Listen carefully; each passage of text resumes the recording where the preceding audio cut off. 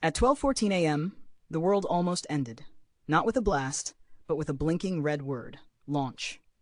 Deep beneath the Soviet Union, in a concrete bunker that smelled of metal and stale coffee, warning sirens shattered the night. Screens lit up, alarms screamed. According to the system, 5 American nuclear missiles were racing across the sky, aimed straight at the heart of the USSR. Protocol was clear. Report the attack. Retaliation would follow. Minutes, maybe seconds, stood between civilization and ash. At the center of it all sat one man, frozen between orders and instinct. Stanislav Petrov. Petrov wasn't a hero in a cape.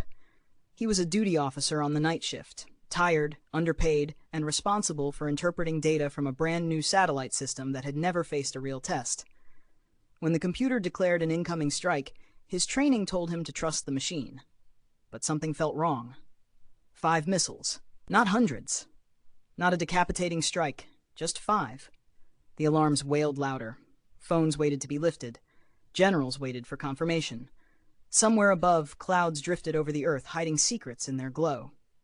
Petrov felt sweat bead along his spine. He knew the system, he knew its flaws, and he knew the terrifying truth. If he was wrong, the Soviet Union would be hit without warning.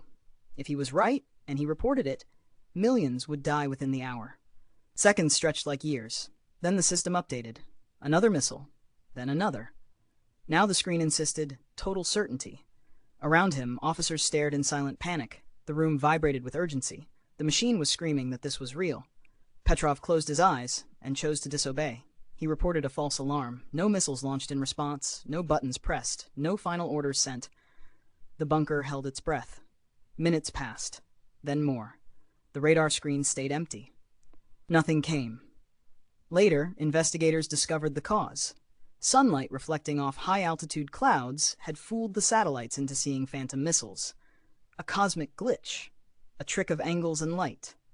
History never recorded the moment officially. There were no medals, no celebrations.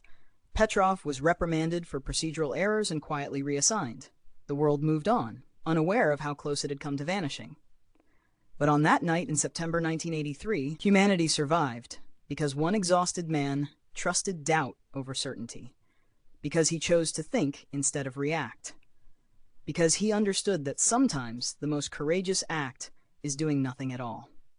If this story made you pause, reflect, or feel that fragile edge between disaster and survival, please like the video, share it with others, subscribe for more stories like this, and leave a comment with your thoughts.